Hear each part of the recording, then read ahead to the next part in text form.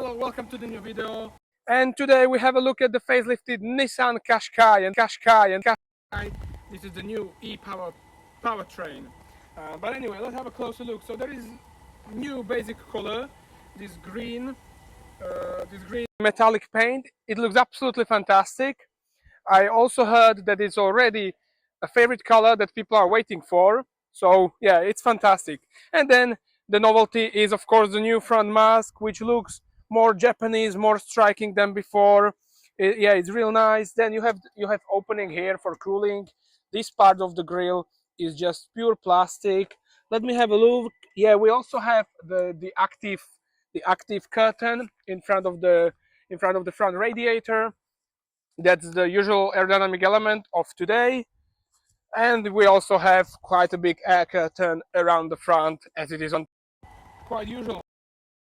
This solution of the new front mask also improved the aerodynamic coefficient. I will put the number somewhere in here. Let's have a look at the wheels. So we have also a new design of the wheels.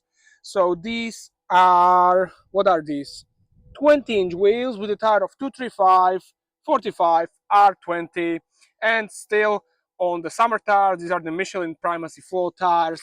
And then if we have a look at the front suspension, we have quite a big positive caster geometry, quite decent actually, which is of course important for the drivability of the car.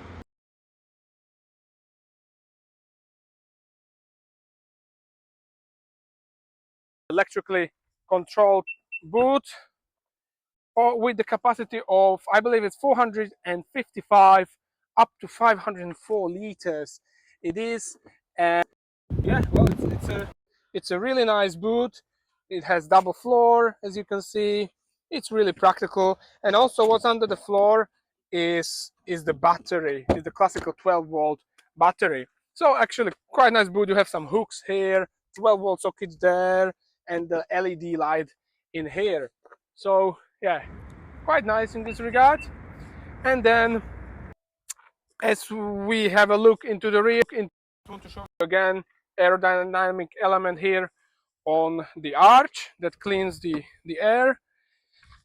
And let's have a look into the rear. So right now the seat is in its position of moved away because I stepped out of the car, but still, even despite that, I mean, there is decent amount of knee room if the seat would be in my typical driver's position. And in terms of comfortability, I have air conditioning here. You have two USB-C ports for charging, armrests with cup holders, and also a big space here for the bottle, and another space here in the door handle. You have this Alcantara trim and with a really nice white stitching in here. Yeah, so pretty nice, and a big panorama which is now closed. And lastly, we need to have a look at the powertrain. So let me unhitch the bonnet, and now we start it. As you can hear, it always happens. So anyway, here we are. This is the ePower powertrain. This powertrain is also you can find it in the Nissan X-Trail. And this powertrain gives you 190 horsepower, 330 Newton meters. That's what the electric motor gives away. That's its output, because this powertrain, this hybrid powertrain works that this engine, which has 158 horsepower, is only a generator that is generating the electricity into the battery, and you are actually using the electric motor for driving. It's a really ingenious engine because it has variable compression ratio, which goes in between the 8:1, I think, up to 15.5:1. So yeah, really efficient powertrain. And still under the bonnet, it's a 3-cylinder engine, 1.5 liter as a generator. So yeah, for me, I have to say it's a really interesting powertrain. I really do like it. And it also gives the car decent dynamics. But more of that, we're going to talk in the driving part. So let's sit in the car, let's take it further down the road, and let's talk about the experience with the car. And welcome inside the facelifted Nissan Qashqai. And I have to say, let me first show you the first thing. So you start up the car, and the seat moves in, moves you closer to the steering wheel. So I really do love this. This is a luxury function.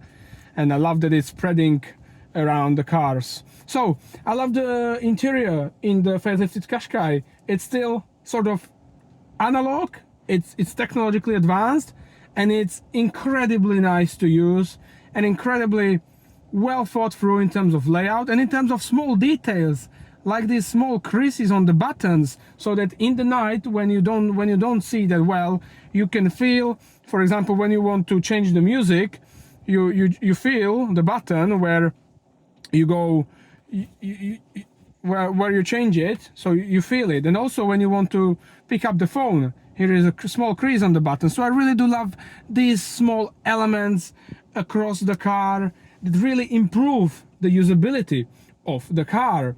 Other than that, I also have to say I do love the quality of the interior. I mean, really, you have Alcantara spreaded here on the door cards, on the door handles, near this door handle, the whole of the door trim. Through the dashboard you have Alcantara, and also here on the armrest, here when you lean your knee onto, that's Alcantara, and also bits on the seat. So I really do love the interior in this regard. And also very easy thing, if you just want to use the memory function of the seat, you just put set, you save it, and that's it. Very, very quick, right? And then also another nice thing, if you want to turn off all of these annoying assistants, let me just turn on the car. You just go into the settings here and do it here very quickly. And I like the way there is the layout for this button. So you either go to the right, or the left button is for going back. So yeah, incredibly nice. And let me just turn it off. So you go into driver settings, lane assist, and you turn it off. And also then here, and that's the speed recognition off. Right, we are set and ready to go. Let me just put it into my usual screen with the consumption. Well, other than that, the interior, I have to say, here in the central console, again, very nice. So you have wireless charging here. You also start the car here. Here's a keyless button on it. Electronic parking brake. Then you have the lever for the gearbox. Then below it is the D mode, where I like that you don't have to press it twice to make it go onto screen and then change. You just simply go up, and that's already changed the setting. And then you have the function of automatic parking, e-pedal, which is for one pedal driving, and you can switch the car with the EV button into the all-electric mode, which I haven't done once because I don't use these functions. I don't really need them in my life. Other than that, hardware controls for the air conditioning, very nice, very easy to manipulate, also in the dark. I absolutely like that. And then this screen, which now has Google services into it, so you don't need to even connect your phone. You also have Alexa or Google Assistant. You have that integrated in the infotainment. I really do like that. And also here you have the button of camera. You press it and you can have a look at the car in the 360 degree from above the car, or like this around the car. I really do like that. Let me show you. So you can switch all of these sort of cameras. You can look under your car as well. So it's really rather cool. So that's fantastic. But anyway, enough of the interior. One more thing I will tell you is the driver's position, which is, of course, we are in an SUV, but really it's not bad for an SUV.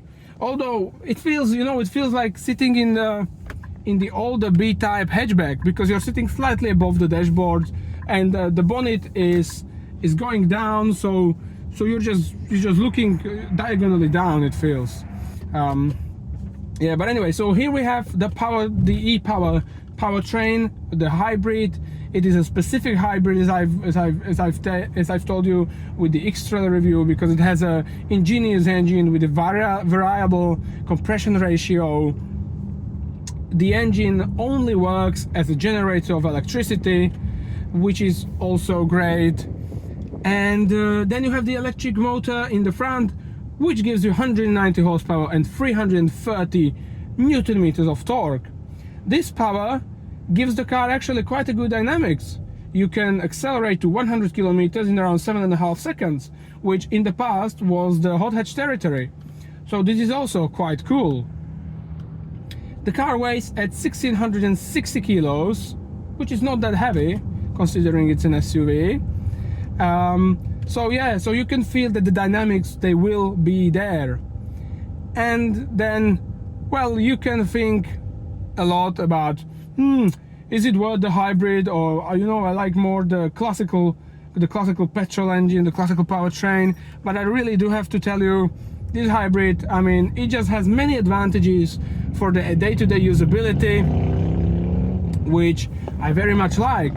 So the first is when you're set in the traffic jam, the engine is not running, and yeah, you're just very comfy. You're not doing anything bad to the engine. So I do like that. Then you also have the instant pickup of an electric motor. Anytime you need to accelerate, you need to overtake, it just goes nicely. And yeah, it's just it's a lovely powertrain to drive. And you have, of course, automatic transmission, because you only have one gear actually. So it's pleasant and comfy to drive as well. And then what I also love, and what you have to love if you buy a hybrid, is that you can regen that energy that would be otherwise lost. You regen it back into the battery, and better the fuel economy that you get. So I really do love this aspect. Now let's come to the supposed advantages of a hybrid powertrain, which is the fuel efficiency, the fuel consumption. And it is great. In the city you can drive for around 4.5 liters. Even if you take a lot of care, you can do even 3 point something, 3.6, 3.7. So really good in the city. Fantastic. How it is outside the city? Well, I did my usual sort of long journeys, and I achieved, now I'm at 6.9, 7 liters fuel economy, and this is at higher motorway speeds, which are around in between 130 up to 150 kilometers per hour. So 7 liters, really not bad. Some other cars, they do it with the lower speeds because their aerodynamic efficiency is not as good. This, for a mid-size SUV, has actually quite a good aerodynamics, also in terms of wind noise subjectively. So I do quite like that. And if you were driving at 130 kilometers per hour, then the fuel economy was at 6.3 liter for 100 kilometers. So really nice. I really do like that. And then we have to come to another part that I really liked about the car, and that is the suspension. While this car has the characteristic of the suspension, which at first it leans onto the outer rear wheel, but then it all moves and it ends up leaning onto the outer front wheel. It is just so fun to drive. It would leave anything just to grip, and then it sort of skids with the rear wheels. If you load it very hard, it sort of skids on the rear, and I found this really sort of fun and engaging because the rear gets loose a little bit. And if I had the traction control turned off, which you can have, it would be a great amount of fun, even with the normal everyday SUV. So I really do love this, and it is accomplished thanks to the geometry of the wheels, where we have toe-in on the rear wheels, quite a big one, and it is just so nice and so fun to drive. And then another aspect of the suspension is the body control and the stiffness. So in this aspect, the Qashqai feels like a driver's car. It really controls the body well, even on the way up on the bouncy road. I mean, you just get a sporty sensation, or the sensation of a driver's car from it, which I really do admire on it. Because mostly the SUVs, they are sort of like, they try to be comfy, but then when you go up on some bounce, it just smashes you up and it's sort of uncomfortable. But this is really nicely controlled, and I really do like that. Of course, there will be people which will disagree, and this sort of a stiffness, they won't like it, because yes, when I was driving really tired, I have to tell you, this sort of a sporty stiffness that you get, yeah, it can be slightly annoying. But then again, you buy a driver's car with the driver's suspension setup, for the feeling, for the good feeling, good connection to the road. And this car gives you a good connection through the seat, good connection through the steering wheel, very good connection through the steering wheel actually, and also through the brake pedal. So I really do admire the way the Qashqai drives, the way it is set up. Really, really nice. So yeah, and it's a really enjoyable car to drive. Maybe to the steering, I would say, now I have it in the sports mode, and it feels slightly numb at first, but then as you turn in progressively, you begin to have more feeling through it. So I actually quite like it. It's a doable steering. Yeah, it's nothing like really special like in hot hatch, of course, but it's just a nice, precise steering to drive. And yeah, I do enjoy driving Qashqai with it. And also I love the controls on the steering wheel, very logically positioned. So yeah, well, I mean, that's about it, what I wanted to tell you about the Qashqai overall. And let's come to the likes and dislikes, or the conclusion. So let's go to the likes. I do love the hybrid powertrain. I do love the way it works. I do love the ingenious solutions and the patterns they went through to put it in the car, and the way it works, the way it changes the compression ratio based on the different driving scenarios. I really do love that. Then I do love the driving with the car. You know, you don't have to really think that much, even though I'm a driver that likes to be involved in the driving. It's just a nice car to drive. And what I like the most is the driver focus that you have from the suspension, and the fun that you get from the chassis, so that you can actually have fun with this SUV in the corners when you're on a mountain pass or something. That is really, really well resolved. So this is another thing I like. And then of course, you cannot dislike the fuel efficiency. You have diesel-like efficiency in the city, and very decent, very low consumption on the longer travels on the motorway, and it gives you, yeah, a very good range from a fuel tank. So I have to say, overall, absolutely lovable car to drive.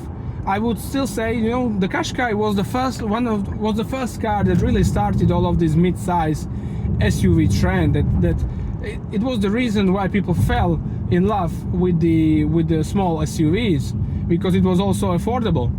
And I do have to say, it didn't change since then. It's still an appealing crossover or SUV, as we a lot of times call them, not with the one name.